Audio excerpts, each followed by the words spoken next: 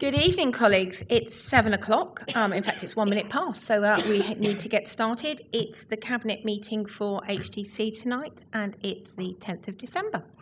We've got a busy agenda, although I suspect that we'll work through it fairly swiftly because there's lots of information already in your paper packs.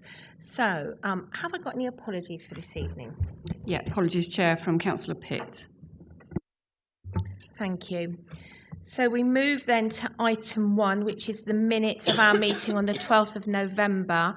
You've already had a copy of these in your pack and we've obviously published them. Has anybody got any amendments, comments or things that we need to deal with before we move to a vote? No, can we move to a vote then to agree them as a true record of the meeting? All those in favour? Thank you.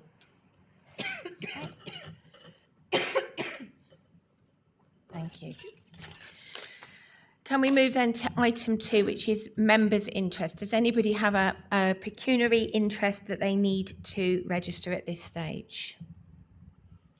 Chair, I just wonder if I probably do need to register interest in the Market Towns matter because Huntingdon Town Council, of which I'm a member, is mentioned. I don't know whether I can ask some questions about other towns or do I need to leave the room for the whole of that item? I'm not sure. I will assume that you can probably ask questions about other towns. I don't see that that would be a particular issue, and I don't believe we're taking any decisions this evening, so that's absolutely fine. In which case, then, we'll make a note of that just for the record, and we'll move on. In which case, I'm going to just vary the order because Councillor Wakeford has literally not long made it into the chamber, and I'm going to move to item 5, which is Councillor Ferguson, before I then come back to Councillor Wakeford. So, Councillor Ferguson. Thank you, Chair. I only arrived a minute before Councillor Wakeford, so this is rather unfair. This is a paper that we've brought several times before. We have to review this yearly. So it's a review of our business rates rural settlement list.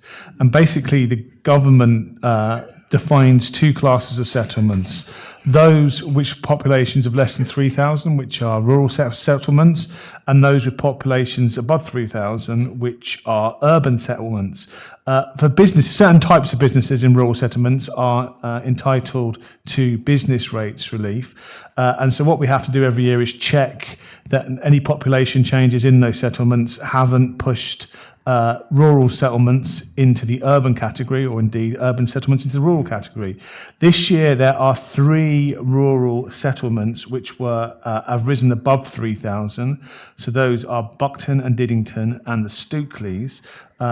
Fortunately, there are no businesses in those regions that would qualify anyway for business rates relief. So that's purely an academic exercise. However, we do have certain discretionary powers to split settlements that have grown above 3,000 along geographical boundaries. And we've done that previously for the parish of Fenstanton, but unfortunately, due to population increases, their population now exceeds 3,000. So even the division we made exceeds 3,000. So they will no longer be classed as a rural settlement. And in this case, there is a single business involved that will lose their discretionary business rates relief, which is unfortunate, I think, but actually outside of our powers to do anything about them. These are government regulations and we've done everything we can. And so we're talking to the business involved. We will do after tonight. To tell them about the impact it's going to have. I think it's a relatively small effect on their business rates, but I think we all want rural businesses to succeed. The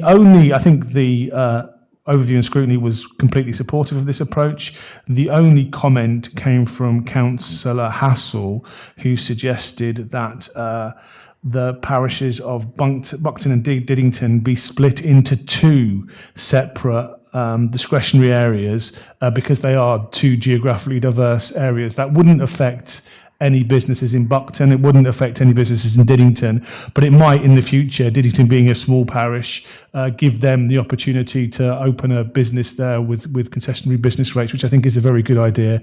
He wanted to ask Cabinet to approve that. I certainly support it, and I think that's something we should also be doing. But other than that, I think this is something we don't have very much control of. Wherever we can, we're going to try and help those rural businesses succeed, because I think that's in everybody's interest and benefit. But there is only so much we can do sometimes. So thank you, Chair. Thank you, Councillor Ferguson. If I may just pick up the point from overview and scrutiny from Councillor Hassel, it's not a recommendation this evening, but I think the answer is, can we leave that with officers to consider? Have I understood that Yeah, correctly, I Councillor mentioned it to Ferguson? Katie Kelly, and she didn't see any issue in doing that. So I think it's something that perhaps I can do as part of my portfolio, but something we will certainly do. Katie's got that as an instruction anyway. So thank you. Thank you. Are there any questions or comments? It's a fairly straightforward paper. No? Okay. In which case, we have two recommendations. Oh, sorry, Mrs. Jablonska. Sorry, through you, Chair, that you've confused me slightly there because I think the comments from the overview and scrutiny were the additional recommendation to split Buckden and Diddington. So yes, I was confused as well. Yeah. Thank you, So Lisa. just for clarity, so I think if you do want to put that forward a proposal, you need to, Then I so propose it. Do I have a seconder? Councillor Harvey, I think, there. Thank you very much, and apologies as I'd missed that from within the paper, so I just wanted to be really clear I'd understood the recommendations. Okay, so we have three recommendations before us, two which appear on page 51, and the additional recommendation is on page 9 of 20 as part of the rural settlement list. So if I can take those three on block, does that agree with everybody? So the first one, hang on a minute, and I'll bring Councillor Wakeford in. Let me just cover the recommendations. So there are three recommendations. One is to approve the rural settlement list as published and we will publish it by the 31st of December. The second is to delegate authority to the 151 officer, and the third is the idea that we will split the villages of Buckden and Diddington, defining Buckden as an urban settlement and Diddington as a rural settlement. Councillor Wakeford, apologies, I hadn't noticed you signalling. I only started a moment before you noticed me. I'm entirely content with that. I just wanted to mention for total completeness that I'm a Brampton resident, albeit I don't operate any businesses locally and I don't have a pecuniary interest in this, so I'll be voting, but I just wanted to put that on the record. Thank you. In which case, then, we have three recommendations. Can I have a show of hands in favour of all three recommendations? Thank you. So that's unanimous. Thank you very much. Carried. If we can then move back to item 2. I'm having to scoot through my agenda. Item 3, which is Councillor Wakeford. Can I hand across to you, Councillor?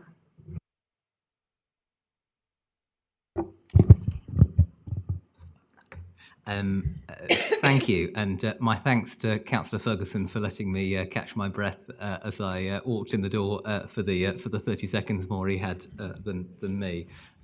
So thank you. You've got me for 2 items, colleagues. So we're starting with the Affordable Housing Delivery Report. Now, this doesn't seek any cabinet decisions. It's primarily an opportunity we've taken to update and outline a lot of our work on affordable housing delivery, which is a good news story, I am delighted to say, despite significant economic headwinds that we know extremely well. We had the opportunity to discuss that and how we've managed to make a silver lining out of some of those in terms of some of our work with registered providers in the district to bring forward sites that might have become less viable for the original applicants than had originally been envisaged. And so we mentioned, for example, a site in Huntingdon that started out with, unfortunately, no affordable housing required in its planning conditions, now being developed, built out by a registered provider in which 100% of the units are going to be affordable on a mixed tenure basis and work to ensure a mixed community there. The excuse on which the update was hinged was our affordable housing advice note, which is not a formal planning policy document, but is advisory. It offers guidance to potential developers around what we expect in affordable housing in a way that helpfully signposts what developers can expect here in Huntingdonshire and from us as they do engage through the planning system. That note doesn't formally require cabinet decision. It could have been brought forward under delegated authority, but we felt it was both good practice and helpful to share it. So that's attached to the report in an appendix.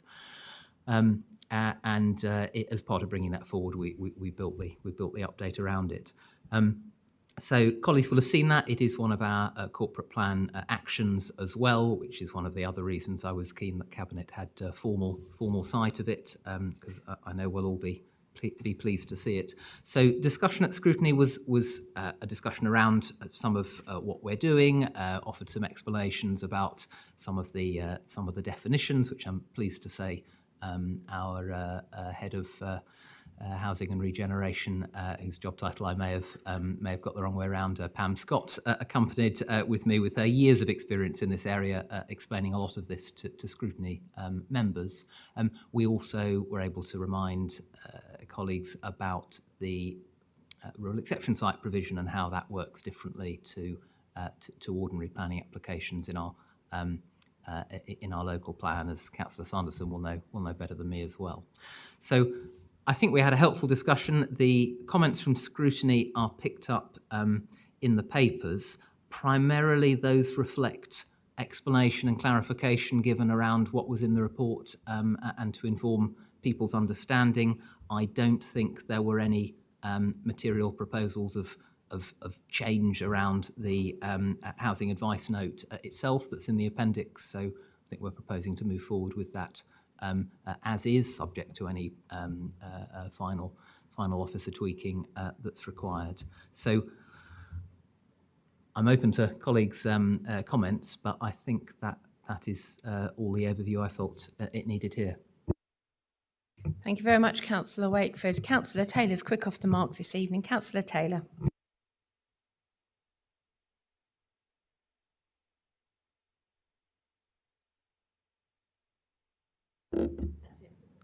Thank you, Chair.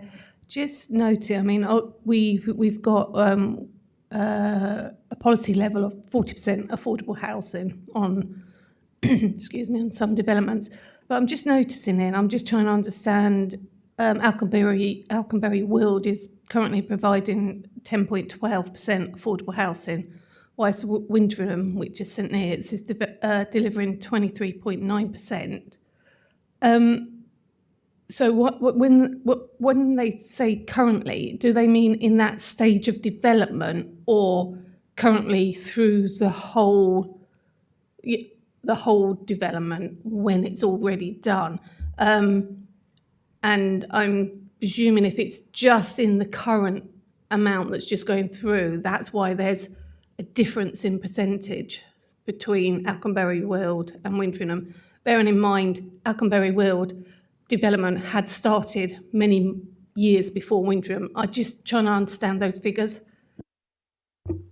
Thank you. So I'm certainly not the council's expert. In fact, you're sitting next to more of an expert than me. But the basic in Councillor Sanderson, who may or may not be visible on camera, but I think that the basic point that we made to members at the scrutiny panel as well, who asked similar questions, is that we are, broadly speaking, achieving policy compliant 40% delivery on ad hoc sites, but the major sites where there is a significant amount of spend required on infrastructure, so whether it's building the roads into the site, whether it's building the schools at the site, the community centres, the physical and broader infrastructure to enable development, because that has cost, it impacts sadly the viability of still meeting full policy compliant 40% affordable housing. So the main reason why big sites, there isn't as much money spent on delivering affordable houses, or isn't as much potential profit from the private developers where they are private being channeled into affordable housing delivery, is because there is more money being channeled into other infrastructure as well. And Alconbury, Weald and Wintringham are different sites of different scales with different levels of infrastructure requirements. So there'd be no reason to expect them to be the same. So the percentages are what we're currently getting out of the sites as a whole. Obviously, that can change. Ownership can change, as I've mentioned, with a couple of sites where a registered provider moves in, taking over units that weren't previously affordable and offers them affordable. The numbers can change, but that's the basic rationale for why we should not be surprised, as disappointing as it is, that we haven't been able to get 40% on both of those sites. And if Councillor Sanderson wishes to add, he's free to. Thank you, Chair. Well, I think Councillor Wakeford summed it up really. It's about the viability, isn't it? What is acceptable? As Councillor Taylor said, the baseline really is that 40%, but there will be developments that perhaps don't achieve that, as Councillor Wakeford said, because there are other things that we need to get from that. I just wondered, while I've got the mic, if I could ask a question on paragraph 3.15. As it says, actually, the local plan is under review and the team are developing a local housing needs assessment. Do we have a rough idea of when that's likely to report in? And also just to say, I think the achievements in, 703 affordable houses in the last year, I think that's a very good achievement. Well done to the team and everybody concerned. Certainly meeting a key part of what we want to achieve as a council. Thank you. Thank you, Councillor Sanderson. I'll relay that congratulations and on behalf of the whole of Cabinet to the team. Of course, they're working with a wider community and organisation, a wider collection of organisations in the affordable housing community and more broadly within the private sector.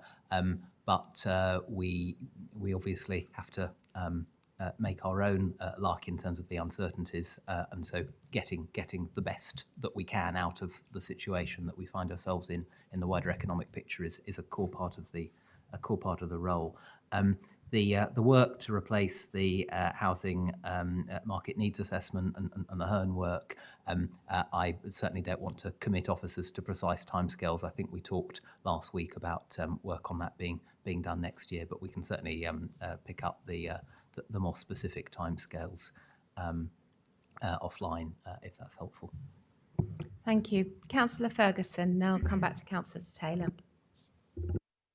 So I just wanted to point out, Chair, how important this is in terms of our corporate objectives of keeping people out of crisis. Every quarter we report the number of people in temporary accommodation. We work really hard to make sure that people don't need temporary accommodation, stay in their homes in the first place. For those people who do find themselves at risk of being on the streets, we need to keep those numbers down by moving people out of temporary accommodation and into permanent housing. I was just with one of the leaders from Three Pillars, who is a charity who helps homeless people, and talking about the situation in Peterborough is really, really serious this winter because of economic circumstances as much as anything else. And so I think one of our risks as an authority is that bill for temporary accommodation, and also, of course, the human impact of people who find themselves in that situation. So this is a key way we've kept those numbers down in the previous year, and I'm happy to see that we're continuing on that good path as well. So thank you.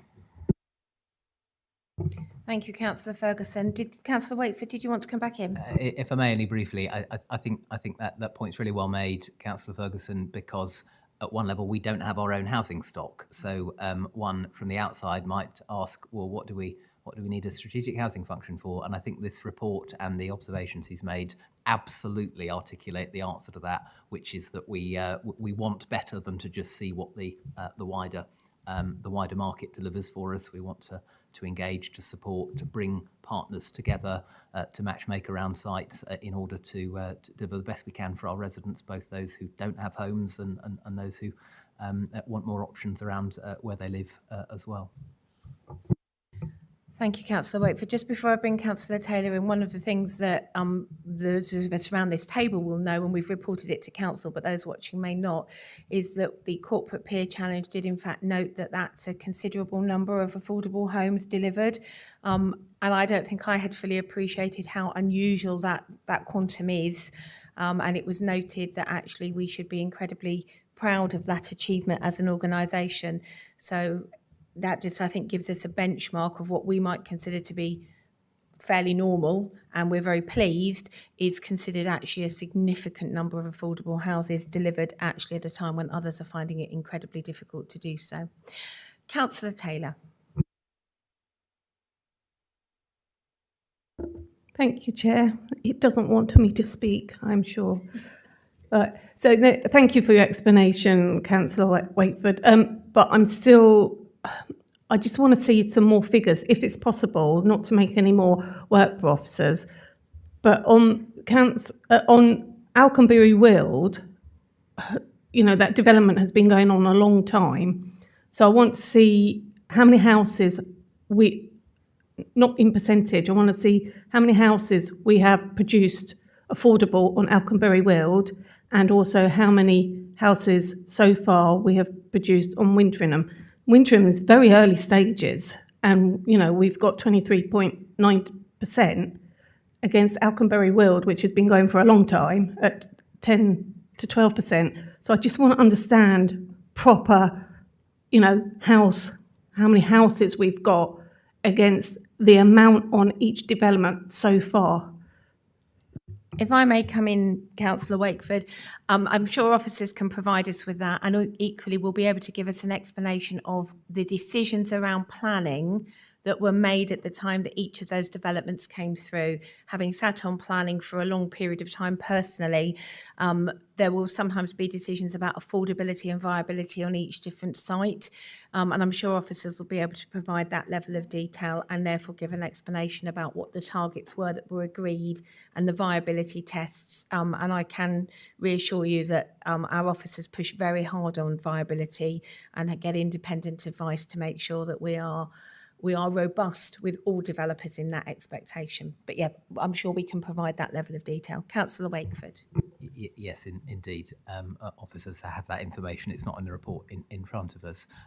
But clearly, the Wintringham and Alconbury Weald are different scales, and obviously up at Alconbury, you've got the former military use on part of the site. You've got decontamination elements. You've got old buildings. You've got a runway of unbelievable depth and resilience, which I understand is extremely important if you're landing the sort of aircraft that they did previously secretly.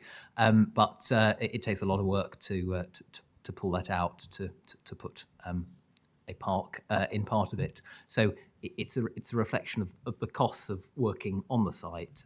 But as Councillor Conboy absolutely says, we always push as far and as hard as we can to maximise the affordable housing delivery on sites that we can get for obvious reasons.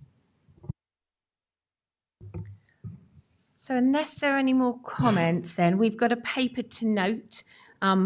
And I'd just like to thank officers for bringing that forward. I think anything we can do that makes it as clear to developers as we possibly can about our expectations and aspirations, but also makes it very easy to find that information, is always incredibly welcome. And again, it delivers our wider corporate objective. So thank you very much. In which case, then we're going to move on to the next item, which is the Market Towns Programme Winter Update. And Councillor Wakeford, this is you again. It is. Apologies, colleagues. So this is a routine update in the sense that we don't have any formal decisions requiring Cabinet to sign off on here either. But this is an update on progress. There's obviously been an enormous amount of work ongoing in recent months and recent days, and as we speak, still in parts of the programme. We've got a really broad update that I won't recap in the level of detail I did at scrutiny, but this covers developments up at Ramsey, where we're working on a proposal to pedestrianise part of the Great White, provide half a dozen shop-in-a-box retail units and make car parking improvements in order to avoid the loss of parking in what would become the pedestrianised area, undermining some of the benefits that would provide. And we're still finalising the review of the really successful engagement exercise we had with 500 people between online and in-person engagement. I did take the opportunity at scrutiny to thank the Town Council in Ramsey and local members as well, one of whom, Councillor Corney, sits on the scrutiny panel, for their proactive engagement with us, including in making the positive case for proposals that we've got, because as ever there are questions and challenges and concerns from communities when they see proposals for change. And they've also been critical friends in both senses of the term, and so Councillor Corney was able to seek reassurance on learning around how elements of the engagement exercise in Ramsey was framed to ensure that residents have fullest understanding of the mitigations as well as the headline proposals, for example, the reassurance around not losing car parking spaces. So that work is ongoing, and we're expecting further consultation with a view to formal planning being submitted in the first part of 2025. The report touches on the living wall at the cattle market in St Ives, and we've got the images as well. In Huntingdon, we've got the update principally around acquisition of the Cromwell Museum, which is going ahead, and our due diligence work has really paid dividends there, supporting the Town Council to understand the costs and challenges associated with the property that we'd identified, which has allowed them to negotiate a substantially more realistic price for the building, which puts them in a better position then to make upgrades that are required. So the Town Council made a decision to proceed with that acquisition.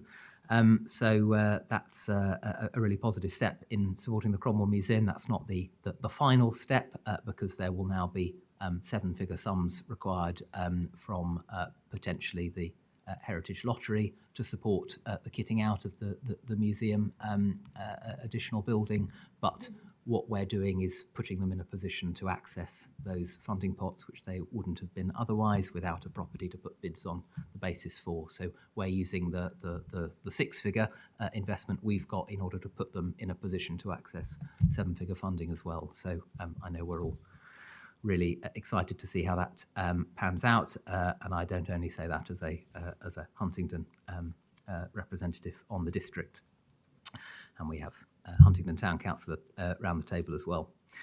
The paper's got updates on the Shopfront Grant Scheme, which we eventually moved out across the entire district, so we've got stats there. We're still working with successful applicants on the delivery of successable grants where we've awarded the monies to work with people to enable us to pay for what they've then done per their grant application.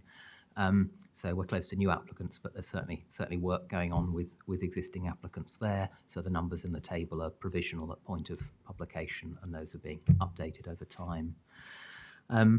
We've got various other updates in the paper. Digital information screens are touched on as well. We're looking at early 2025 for those to come on stream, and of course then updates on the project elements in St Neots, which is the largest part by funding of our Market Towns programme. I might recap really briefly the headlines from those areas, if I may, and colleagues may wish to come in as well. Though clearly you've read the report in front of us. So on the Priory Centre, the really good news is that we've secured planning permission back in September. We've got preferred contractor identified. We've been doing a lot of the pre-commencement condition discharge work to get us in a position to start works there. There is ongoing discussion with the Town Council in St Neots, including discussions they're having this evening in their own committee meetings about the financial quantum of their contribution to that project, because we've got a project that can work as is, and we've been able to top up the budget for the Priory Centre with money that we've managed to save from successful work elsewhere in the St Neots programmes, principally around the town centre works. But if the town council wished to chip in additionally, as they've been positively disposed to doing but have yet to make a formal decision on, then we could actually significantly improve the quality of what we're able to deliver, because we're gutting the building, we're putting in sort of literally, you know, the plumbing and the windows and all the physical structure. That costs significant money, and if you're doing that anyway for relatively small proportionate increase, still large sums of money in absolute terms, you can actually get a substantially better building as well with a bit more funding. So there's ongoing discussions with the town council around confirming what their contribution is, and so we are going to be finalising the scope of the works that we get the contractors to proceed with in light of the funding envelope. The other live discussion with the town council relevant to the Priory Centre is around agreeing revised lease terms, because the current lease arrangements with the town council, who are our tenants in the building, is predicated on there being two essentially separate buildings: the town council offices, which is the extension to the existing Priory Centre, and then the Priory Centre as well. Those are distinct elements with distinct leases, but what we are proposing to construct is a more of an integrated building. So there's greater logic for a lease that covers the single building. I'm not going to get into further details of that here tonight, but that discussion is underway with the town as well. We've got an update on the energy feasibility work, which colleagues might wish to pick up in discussion, so I won't say anything further linked to the Priory Centre. The Old Falcon, obviously, we've got the planning permission in there. It's all been validated, and we're working with officers on that. And the town centre improvements, we've got the updates around the timing of the work, because sadly the iron main the cast iron main that we found underground has had more substantial impacts in our timing than we would have hoped. Officers have been able, working with the contractors, to avoid the most severe impacts on timescales there, partly by moving work around between the square and the surrounding roads. So the upshot of that is that the overall completion date for the works, which were previously contracted till March, is looking currently like April. But within that, the Market Square itself, there will still be work through past January, which is when we were expecting that to finish. On the other hand, we've completed other aspects of the work on the surrounding streets earlier by bringing things forward to work around changes. Finally, I think it's worth flagging the discussion we had around the performance stage option on the Market Square, which took, I think it's fair to say, the lion's share of discussion time at the scrutiny meeting, along with discussion around the Priory Centre and its lease.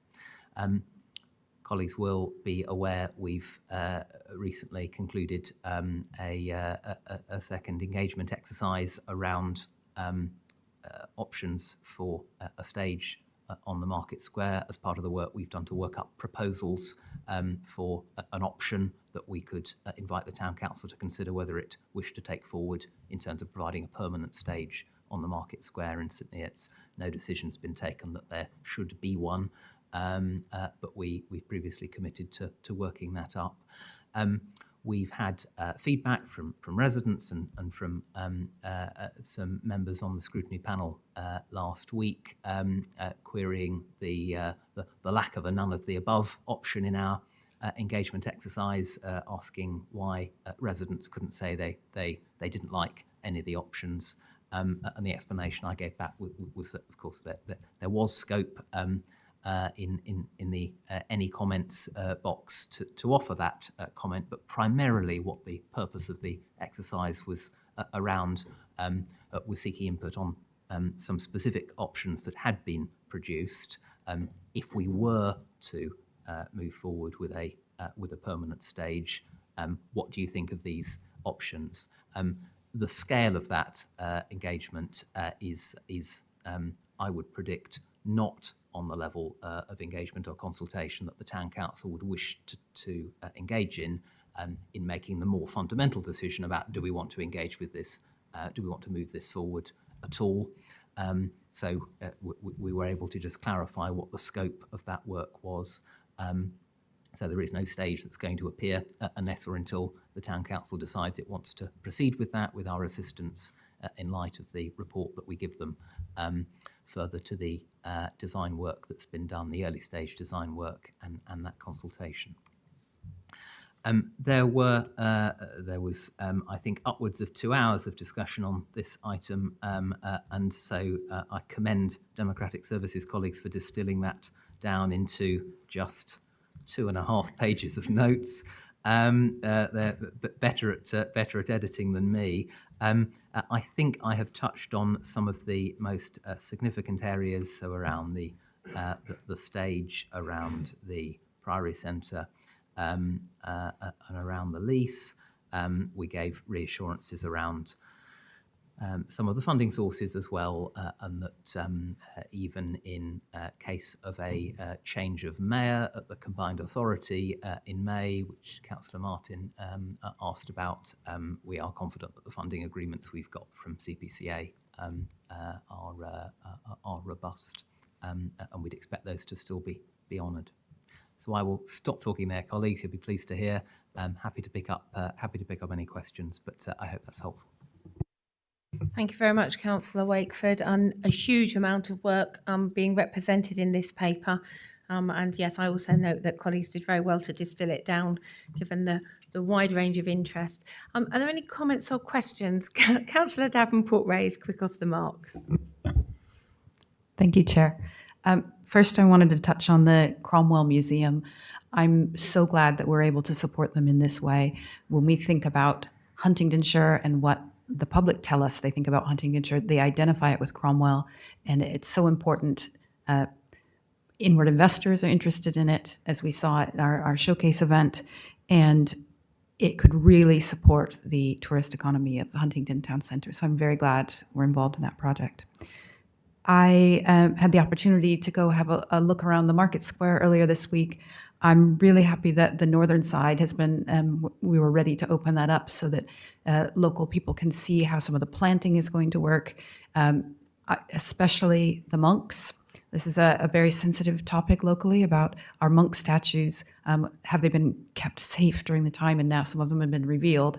And it's really one of my favorite parts of the design, how the monks have been used in the planting scheme rather than they were all lined up in a row before. So I'm very happy to see that. Now that we're starting to see the potential of what it will look like, my question is about what happens when it's done. How are we going to celebrate the completion? It really is a milestone in the history of St. Neots in being such an important place. What do we have planned to celebrate when it is finished? Thank you, Councillor Davenport-Ray, and yes, I have learnt the interest in the monks in St. Neots. In terms of plans, I think fundamentally our eye is on the ball in front of us. To mix my metaphors, but the work at the moment is around delivering the scheme as has been set out, as is contracted, in order to make best use of the money available to us, in order to best deliver what we are able to do. Obviously, there are conversations in parallel around future use of the square, and of course the discussions around the possibility of a stage there is part of that discussion around one of the options for how one might increase footfall in the town centre. The short answer is I'm not in a position to discuss celebratory events at this point. That is a way ahead of us, but very happy to take any suggestions that Councillor Davenport-Ray might have offline. Obviously, we are going to be looking forward to making good use of the space, but also working with our local partners to do so, because we have a role as a district council in this, and we are leading this particular project, but we're leading it with local members of the community, with the town council, as the people closest to where it impacts. So I know the town is planning a lot of events as well. So watch this space, I think, is my straight answer. And I think actually all of our towns that have been involved in this work will be planning all sorts of things to recognise the investment that's happened on their patch. But I'm equally looking forward to seeing what comes next. Councillor Taylor. Thank you, Chair. I just want to touch on St Ives and the Living Wall. Just seen the pictures in there, and I know some of our JA members who of St Ives sent them through because I was really curious to see what it looked like. And I think it was Appendix A. They've got them in there. It's amazing. It looks fantastic, and it's the first living wall I've seen. So I'm really, really pleased with that. And it's, you know, we've got the befores and the after, and the contrast is brilliant. And minus the shopping trolleys, which is even better. So, you know, that's amazing. So, you know, I'm hoping that St Ives residents are really pleased with that. And then I'm just going to flip over to St Neots, and as we've just discussed, it feels a bit weird saying it, but half of our market square is open, but it does look fantastic. And as you've just said, the monks are there. They are on their own. They're not holding up as they were. I think they were holding bars, weren't they, before around the day column. So now they're individually in their own little areas, doing their own thing. It's starting to look great. It really is. And we've got a Christmas tree on there. So, you know, I know we've had a lot of negativity about this, but wow, it's starting to really shape up, and I'm really excited to get the other half done, and then we can look at those celebrations. Thank you, Councillor Taylor. And I think what I'm hearing in voices as well is, because some of this is your particular ward, your particular patch, it's that civic pride.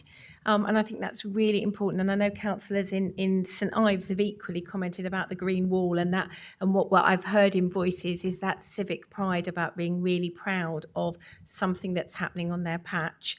And then, if you like, what we do once it's in situ and it becomes part of the community and owned by the community. So I think we're at a really exciting point on so many of these projects, and I'm really looking forward to seeing how the communities celebrate and take on that ownership. Councillor Wakeford. Thank you. Yeah, just as I think it's a helpful segue into another element of the scrutiny discussion, I might give visibility to. Councillor Taylor mentioned the negativity, and absolutely, we all know that you block streets up, you get the shovels out, you do construction work, you cause impacts on people. It is naive of us to imagine that people affected will be celebrating in the streets if they've got immediate disruption for longer term benefit. So we're all realists, and there were questions around, for example, from Councillor Martin around reputational risks associated with some of the project works with the town council, and I think part of that was entirely fair, constructive criticism around some of the specifics of how we frame consultation and engagement activities, but more fundamentally, the point I made that I reiterate is that, as I would characterise it, as an administration, as a cabinet, as a council with our corporate plan, we are knowingly targeting difficult, ambitious things, and we know that that level of ambition entails doing stuff, and doing stuff is much more at risk of, in the short term, impacting and upsetting people than sort of sitting on our hands quietly and trying not to break anything for 4 years. And so, the sort of broader point that I reassured scrutiny members about actually is our approach to reputation management of this council, insofar as Councillor Martin wished to think of it in those terms, is actually to make sure that we're not the council that ducked the big decisions, the difficult decisions, doing the hard stuff, but that we can look back with confidence that we have had our eye on the prize, and that we've done the right thing, and that we've brought the community with us, engaged with the community as best we can in all of what we do, but that we take the longer term vision rather than the shorter term one, responding to each and every criticism. So yes, there has been criticism, but actually I've been on the Market Square as well as colleagues recently, and to see people look and smile at aspects of it is pleasing, and I am optimistic that once we're done, the good people of St Neots will be able to look back at it and say, actually, that is helpful, that is positive. There will always be questions about, could you have done it quicker? Could you have done it cheaper? But we are, I think we're building something we can be proud of.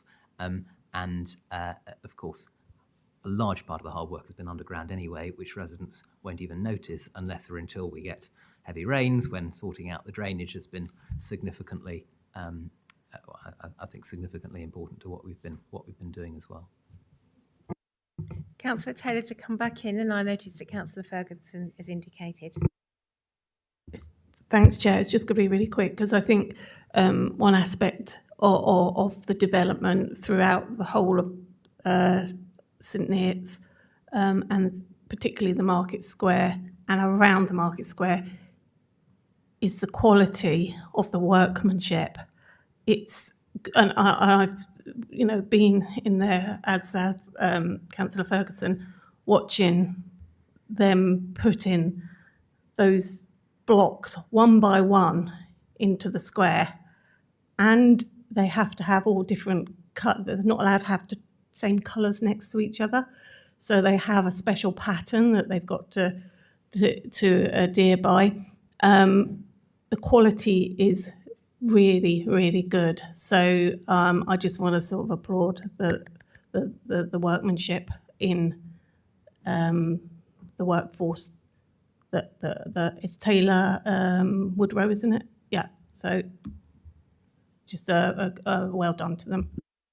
Thank you. I'm sure that will be appreciated, but particularly on a cold, wet, windy day, when you're trying to make sure that everything goes exactly to plan.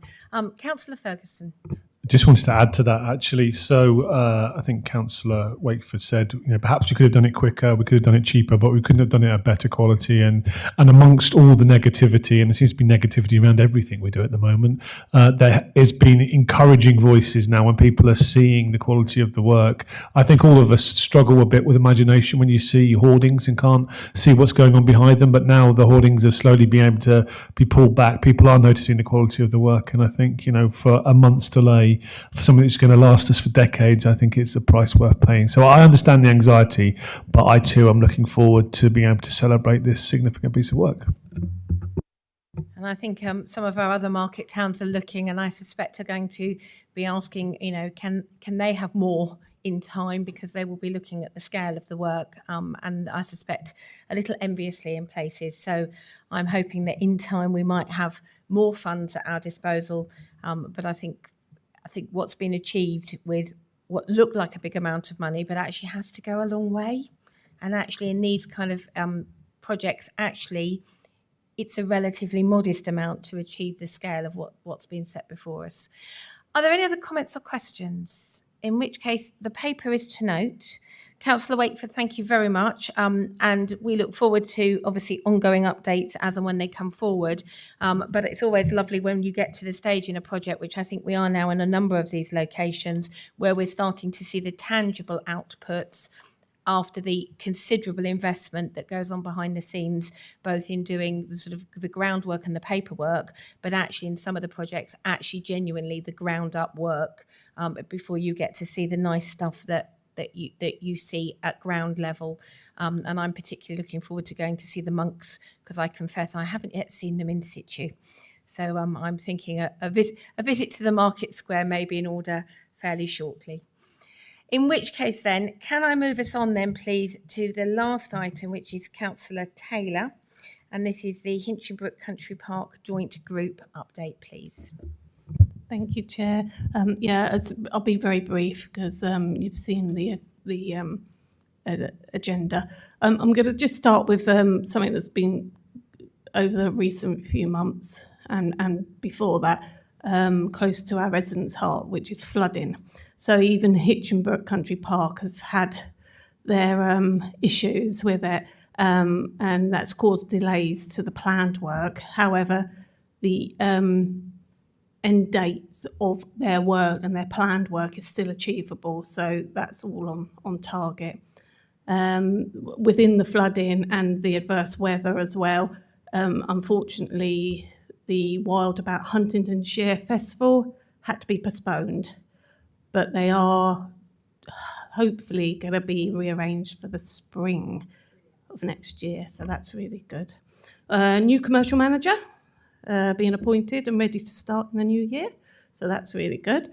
And then the Santa, so everyone knows about the Santa Grotto. They've done it slightly different this year. I'm not entirely sure how they've done it, but it's I think they're looking at a dining experience where they have afternoon tea. And I had a quick look on their website, and they've got, I think out of 7 events, 6 events sold out already. I think there was 9 places the other day when I looked, 9 places left on the Sunday, the 15th of December at 3 p.m. So if you want to go, get in there quickly. I think they sit down and have some sort of afternoon tea with Santa, cheerful elves, and enjoy a sort of festive dining experience. So yeah, and I think you can sit in the Santa sleigh as well. So if you want to go, get down there. But yeah, so they're always busy down there doing some event. So that's it. I have to confess, Councillor Taylor, I'd looked as well. I thought it looked fantastic. And I also, I don't want to steal Councillor Davenport's ray because she might be about to talk about this, about trees. But I was quite encouraged that on local social media, they were giving a home to anybody who had an artificial tree that needed recycled and would be housed as part of the Santa experience, which I thought was an interesting way of reusing things that already existed rather than putting them into landfill. So they are being used as decor to encourage a festive atmosphere. So I'm very much hoping to see some photographs of that successful event. Councillor Davenport-Ray. The open spaces team and the countryside team have been undergoing a bit of a restructure over the last few months. And I've been really happy to see a very quite senior officer position as the commercial arm of that group, because I think there are so many ways in which we could be using our country parks and that with that commercial mentality. It's just the tip of the iceberg, the things we've been able to do over Christmas in the past. So I think there are lots of opportunities ahead that we'll see more events like that happening. Thank you, Councillor Davenport-Ray. And clearly there is an interest from the public because, you know, if it's sold out, that's fantastic news. And I suspect there are lots of other ideas that are already in development, knowing our team as well as we do. And I think with that commercial edge also being part of our ongoing future, I think that will help us make sure that we make the most of every opportunity. Thank you for making sure that we picked that up today. Is there anything else then on Hinchingbrook Country Park, other than to say thank you very much, Councillor Taylor, and obviously thank you to our staff there, particularly as they've helped other people celebrate this season. In which case that brings us to the end of our agenda this evening, unless there's anything else that I've missed, which I don't believe there is. I'm just having a quick scan down. Nope, that's brought us to the end. So at just before 8 o'clock, I'm going to wish everybody who's been watching a very happy Christmas if you're not joining us again, although some of you may be back with us tomorrow when it is full council. Thank you very much and good night.